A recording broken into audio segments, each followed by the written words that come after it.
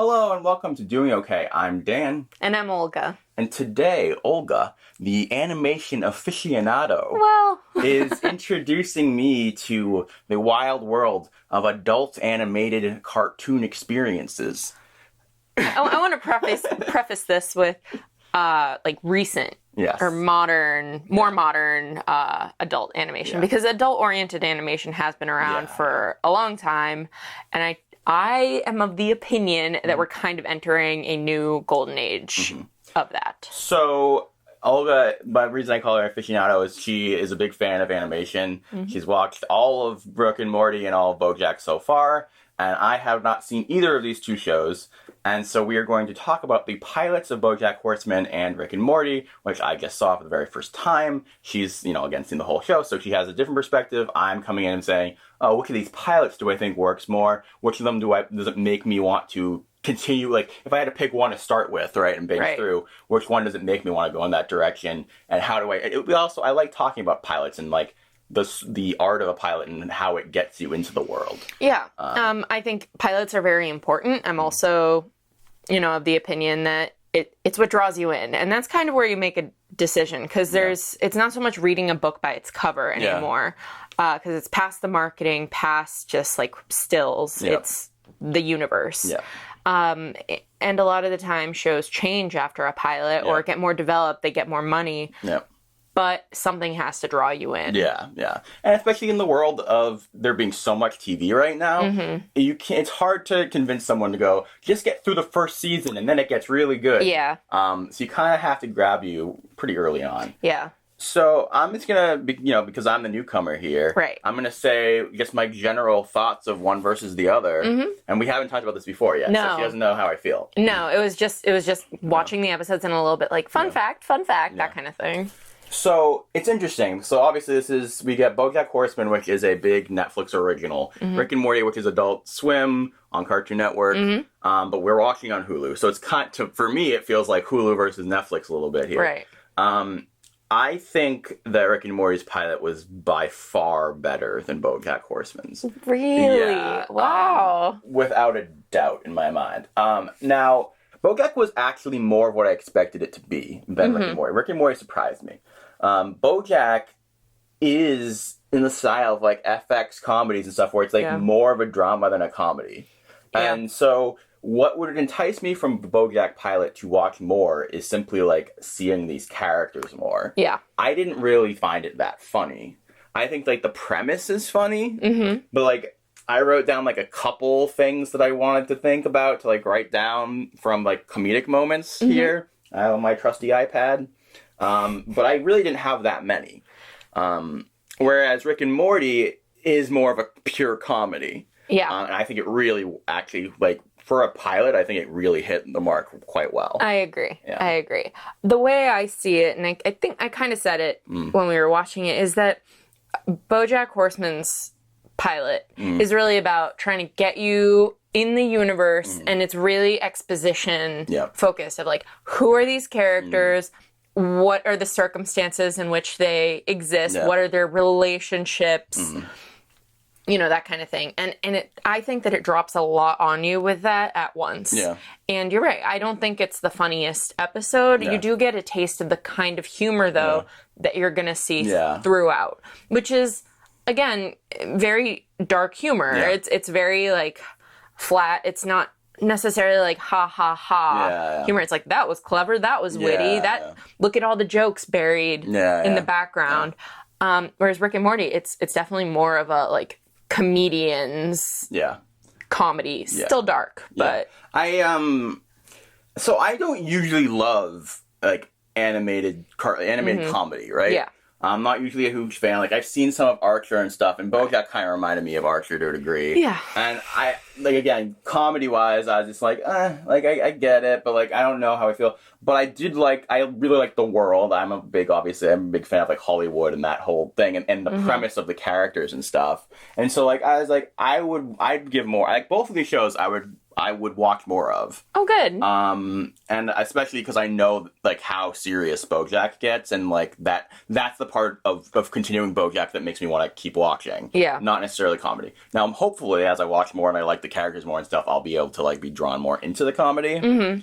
But it's interesting because Rick and Morty, because it's not really a drama at all, they don't really need exposition. They just dive you right into the crazy world. Yeah. It's not really a pilot it is a pilot in that it's like setting up all, especially the way it ends with like the adventures of Rick and Morty and blah, blah, blah. Yeah. There's a lot of, the thing with Rick and Morty is it's very meta.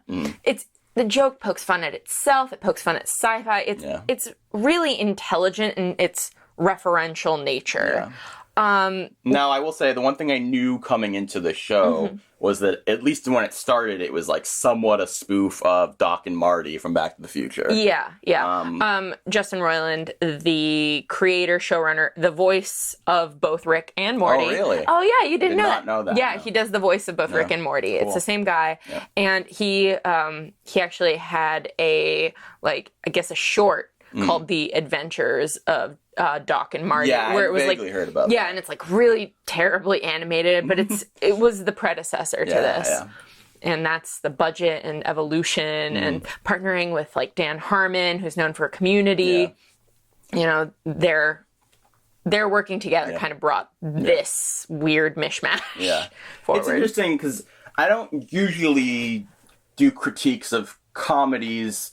I mean, obviously, like, I've done some stuff, but, like, specifically critiquing the comedy aspect of comedies is really difficult. And I don't really know, like, I'd like to read about how people do that, because comedy is so subjective. Yeah. And, like, I feel like I know, like, I've learned how to write a screenplay, and I know how to, like, dissect the pros and cons of a screenplay, and how things float, and the pacing, and the character development, and stuff like that.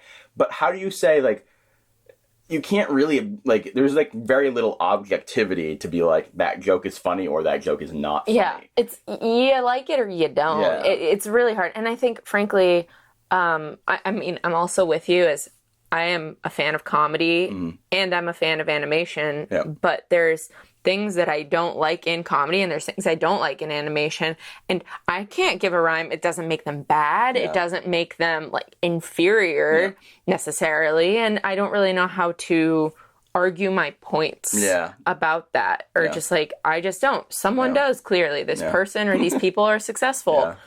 And then it's this thing of like, well, is it actually objectively good? Like, it's the whole thing of, you know... Is there even objective good? like, people shitting on Family Guy. Yeah. For example, that was kind of my introduction into, like, adult-oriented animation. Yeah. I mean, I could say The Simpsons started with that, but even The Simpsons, like, kind of kid-friendly in a lot of ways. Whereas Family Guy, it's like, I mean, the demographic is, like, preteens and teenagers a lot of the time. It's not family friendly. Not in the same way, at least not when it first started. Yeah. With Family Guy and things like American Dad, kind of the Seth MacFarlane-y stuff, maybe even with... like Dan despises it. I grew out of it. I feel like I grew out of that comedy, but that's the thing where I'm like, it's not for me anymore. But so I'm not watching it. I don't know if I... Like, you hate it, but... And there are people who just say it's terrible. Yeah. But I'm like, I don't know if it is. Can we say that it's terrible? I don't have enough knowledge to, like, outright say it's terrible, but I think there's at least some room within comedy to be like, this is a stupid joke that does not require intelligence. It was easy to poke at this thing. Yeah. And, you know, like, there are things to be said there, but... I think that's the thing where, like, BoJack Horseman and Rick and Morty are seen... Even if it's not the comedy isn't to your taste, they are both intelligent comedies. Yeah, definitely. Which isn't, it's interesting because I feel like there's a huge demographic of people who would watch at least that pilot of Rick and Morty and not be able to tell that it's an intelligent comedy. That would dismiss it and be like, oh, they're making butt jokes and things like that. It's like gross out humor so they're very opposite ends of the spectrum, especially in the quality of animation. Yeah. So that's a great. I was, because you brought up animation earlier. I want to talk about the differences between the two animation styles. I definitely prefer BoJack, but both are very fluid. I think the like action part of Rick and Morty went very nicely. Yeah. You know, it's nice. I like how bright and colorful they both are. BoJack, like we said, the humor comes from like He's clearly an alcoholic. Yeah, He's self-loathing. Yeah. These people, and as it goes on, there are other complex dark sides to characters coming through. But again, there is comedy to be found. But when it gets even like morose and dark and really depressing, the colors are bright and vibrant and detailed, and they don't shy away from, like, that could be really goofy looking if this was real. If instead of animals, they were all people. Yeah. And if this was a live action thing, that could look weird. it could look really weird if people are just like, it's a bright, there are tropic things. This thing isn't that tropic. Well, so it's interesting because, I mean, I'd have to, like, really look at it for longer. Right. But, like, there are lots of colors, but they're not, like, highly saturated colors. No. It's not in your face with, look at this bright cartoon. Right. And there's detail in the character designs and in the world around you. It's not like one of those, like, newer Cartoon Network shows where it's, like, very flat, very simple looking, and we have these, like, super high saturated, everything's high contrast. Yeah. You know what I mean? Like, it's a breathable, complex world with detailed characters, and I think it works well. Rick and Morty, it is a little bit more simple looking, and I don't love the design of any of the characters, really, personally, but I can agree with that. It's so simple. Sometimes it looks like shoddy. Yeah. And it's a little weird because then it goes into like these super well done, like the action sequence in the pilot and other things, and you're like, no, this is really great. And I think that's a thing also of budget and animation over time. What they put their time into and stuff. Yeah. I also, I personally, again, this is totally subjective. Yeah. I personally don't get anything out of, like, a lot of the creature designs and stuff that we saw in Rick and Morty. Oh, really? Why's that? It's just, I feel like it's very easy to just make something look weird. And I'm just like, I like the world, like, the layers of the world and, like, the sort of, like, because, again, it wasn't super, like, when they were in that other dimension, 34C or whatever it was, there were lots of layers, and the colors were sort of almost pastel, but not exactly. Yeah. And I thought that was cool, but a lot of the, like, weird monsters and things, and it's like, oh, look, it has weird eyes and it's oozing, and it's like, I don't know, like. Yeah, I think it's a thing of world building. Too. It's like, this is going to be strange. Yeah. Getting in from the jump, and they're gonna be seen as normal. Like, they're monsters, but they're having, like, really human-like conversations, and it's weird. Again, weird, but it's out there, and you just kind of have to get on the level of the show and know there are going to be alien societies and other dimensions, and you just take it at face value. Things are going to be different, and then there's going to be the comedy and the drama and the humor and gross out and adventure on top of that. Yeah. And it just kind of becomes part of the joy of the show, and it kind of blends in the background. After 2 seasons, you're just like, this is how it is. Not even full 2, but... Something I wanted to sort of like get us more in depth with this particular 2 episodes. Right. I want to say, I think that the opening sequences for both leading into the theme are both really top-notch and really work well for what the show is. Yeah. Starting in with that, like, crazy opening with Rick and Morty, where he's gonna bomb the world or whatever. Yeah. It gets you right in there. It's high stakes right away. It's high hilarity right away because it's, like, high stakes. Yeah. And I love, like, the whole Adam and Eve thing. We're gonna get you the girl, and you guys give me the new Adam and Eve. I'm not gonna touch her. Don't worry. I'm not gonna mess with her. Yeah. It's like, it's the thing. It immediately shows you what kind of people Rick and Morty are. Yeah. Rick is an alcoholic, mad scientist who basically is like Dr. Manhattan all over the place, and Morty is just like a dumb kid who kind of just has to deal with these situations, and he never knows if his life is actually going to end on this adventure. So I am interested to see, one, you brought up Morty, I am interested to see where he goes going forward, because I do think for a pilot, he works fine to just be a simple straight man when you have such a crazy character like Rick.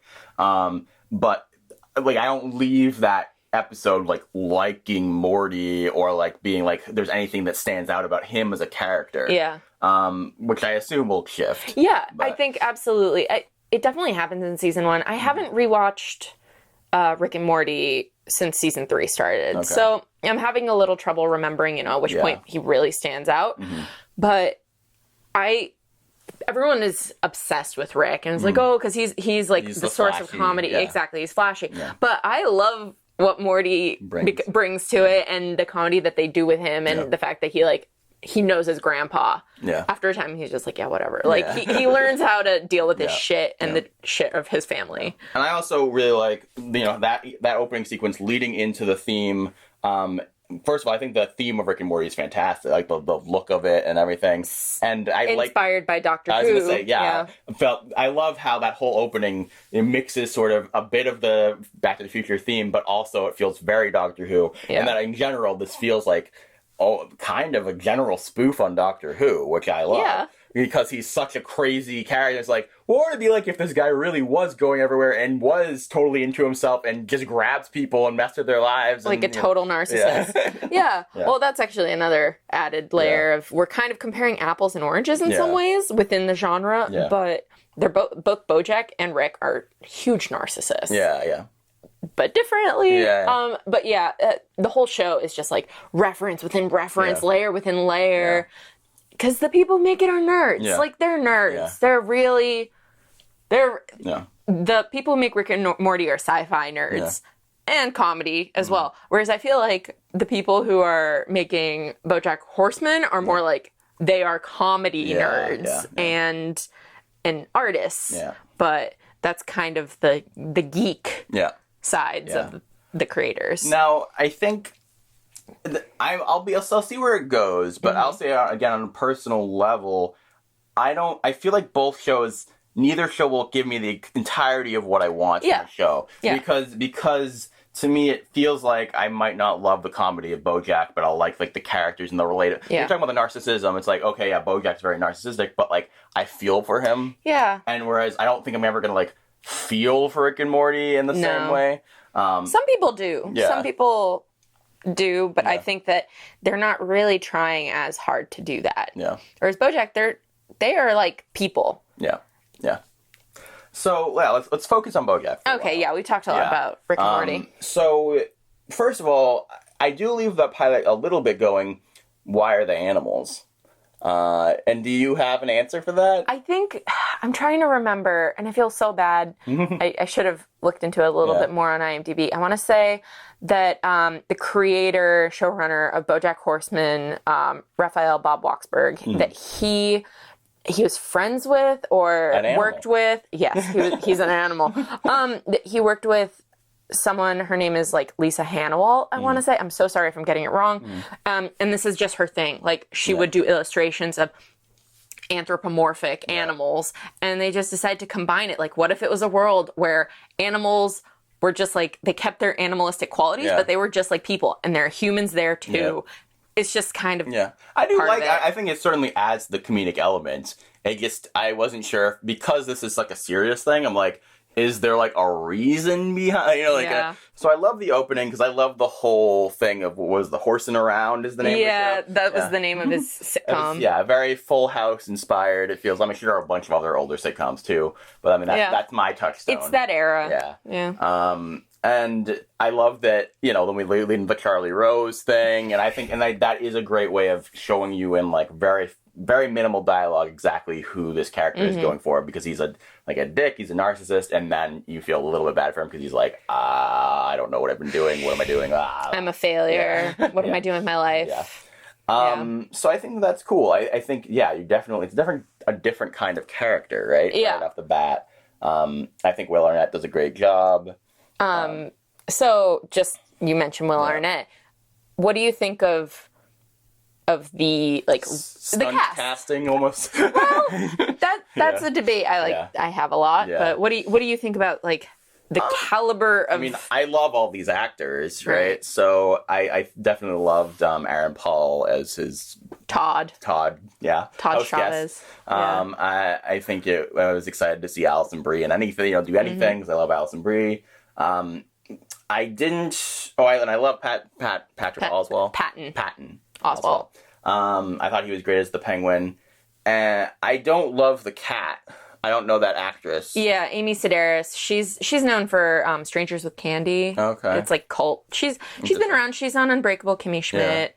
Yeah. It's like the thing with this cast is it's like comedians and actors and voice actors too, but they're kind of in the background. But it's like the community of these people. Like you get Stephen Colbert later doing voices. Oh, cool. J.K. Simmons, who's both known as a actor and voice actor, really.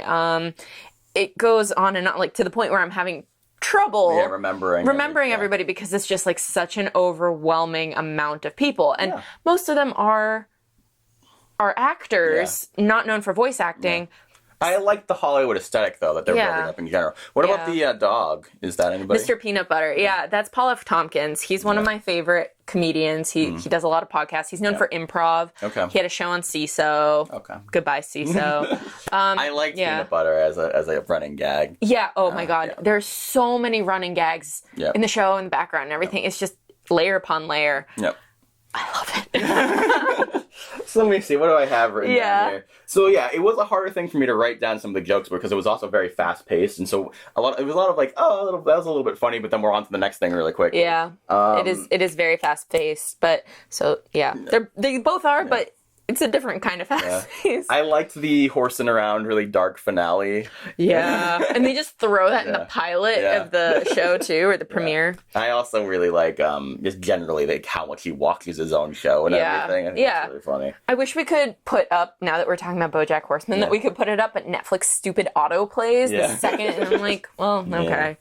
I like the whole ending with like but in a sexual way, where he's like, like in a penis vagina, but like in a sexual way. It's like, what does that even mean? Yeah. It's I think a lot of the comedy just comes from the characters and their interactions with each other. Yeah. So it's like, yes, there are the individual jokes, but it just comes down to developing a realistic world. Yeah. And frankly, like, the reason so many people really love the show is because of it's like, oh, you think it's a silly, funny, bright color show about like a former, he's a horse, but he's an actor, haha. And then it's like, oh shit, this is the human condition. Yeah. I think that's cool. I love little moments like the cat being kicked out of the car and landing on her feet. Yeah. I think that was funny. I think all the characters are interesting. I think the whole thing with Aaron Paul being in like the drug world, obviously, is funny. Yeah, he's like stoner loser, but also side adventure. Todd's side adventures are amazing. Yeah. So, my question for you is, which of these would you want to watch all the way through, like prioritize watching one over the other? Yes, and not taking into consideration the number of episodes either. Honestly, I think that what might work best for me is to go back and forth. Interesting. Because I think that I would have trouble binging Rick and Morty because it's so just funny. Like again, this comes down to personal preference kind of thing. But like I don't think eventually it would get a little wearing on me. Because it's so out there. But I feel like if I went from like the morose to like the crazy back and forth, I think that would work pretty well. Yeah. The way I see it is, if you like shows like we do, You're the Worst on FX Now, then BoJack Horseman is like the next evolution. If you want an animation show. I'd say if you like Louie, that makes probably more sense. I'm just thinking about You're the Worst a lot. Because it's amazing. It's amazing. We've been watching it. Whereas for Rick and Morty, it's more like, if you're really into sci-fi, really into meta, self-referential humor. Not that BoJack Horseman doesn't have that, but you're into the sci-fi, you're into like Community, and really like kind of gross out comedy. Like you've matured from Family Guy, then that's the next place to go. I do want to say a couple of little highlight things. So there's Rick has so many just side, like, really funny things, especially in that opening scene at the breakfast table. Oh, yeah. Where he's like, nighttime is half of all time, just get over the God thing, rip off the Band-Aid. The dad's talking about the singing show, and it's like, so, like, I like that. That was funny. Yeah. It's definitely, like, it's fast. Yeah. And it is, Rick is the source of true comedy there. And I think I love the bully saying, "Are you telling me my family's poor?" And then him dying and everything. In the first episode. People die. Just like get used to it. Yeah. And, also with the whole thing with they're robots. Oh no, I'm just saying in a bureaucratic way. No. Like, I don't respect them. Yeah. That's what I mean. Like the body count on Rick and Morty is really high. Like it's devastatingly he's the destroyer of worlds. I also just had to call out, I thought it was hilarious when they were talking about, he's like, even Hitler liked Germany or something. Yeah. So again, of course, very difficult discussing comedy because you just end up quoting the shows. Oh, it's so good. Yes. I like that a lot. That was already. I'm glad. Really pilot, I'm pretty sure that's probably the next episode of these that we're gonna watch is Rick and Morty episode 2. Now, as someone who's watched the entirety up to this point, of both, what do you gravitate more towards? I don't know. I need them. Pick one. I need them both. All right, so I finished season 4 of BoJack Horseman and immediately restarted from the beginning. Oh, really? Yes. So I've been rewatching that. I'm on season 2 again. And I haven't rewatched it except to like prepare for the next season coming up, like a few episodes from the previous one. Whereas Rick and Morty, in anticipation for season 3, which was like years later after 1 and 2, I didn't rewatch it at all. Like I actually, other than random episodes here and there, I've never formally rewatched it. So that kind of, I feel like that says something where I really like the serialized nature of BoJack. Yeah, and I think that's part of why I would say that it'd be hard for me to watch a bunch of Rick and Morty because I don't expect it to be that serialized. Yeah. And mostly it's not. Yeah. But there's something really satisfying about just like the comedy and the jokes and just the environment of Rick and Morty. It feels like the ideal show to watch random episodes of. Yeah. Whereas I can't really do that for BoJack. Yeah. I don't know. The other unfortunate thing is I think that and this is like well known that BoJack season 1 took a bit to get off the ground, which is one of the reasons it's hard to get in there. But it's worth it. Yeah. Both are worth it. So I as someone who's only seen these 2 episodes, I recommend. What are you doing? I'm trying to be like, you got 2 thumbs up for it. 2 thumbs up. I recommend people check it out if they haven't. I'm obviously probably way behind everybody else. You really are. But gets my stamp of approval. Yeah. So let us know in the comments below which ones you enjoy, which ones you like one better than the other. What are other great animated comedies out there right now that you want to check out? Adult or not. Yes. Also check out the rest of Doing Okay, youtube.com/doingok. And we have new videos Mondays and Thursdays, 12 p.m. Eastern Standard Time. And maybe even look at the old Date with the Devil episodes, and you might recognize a certain someone's voice. Yep. Also, this thing keeps going back to the screensaver. It does. We love you. Have a good day. Bye-bye.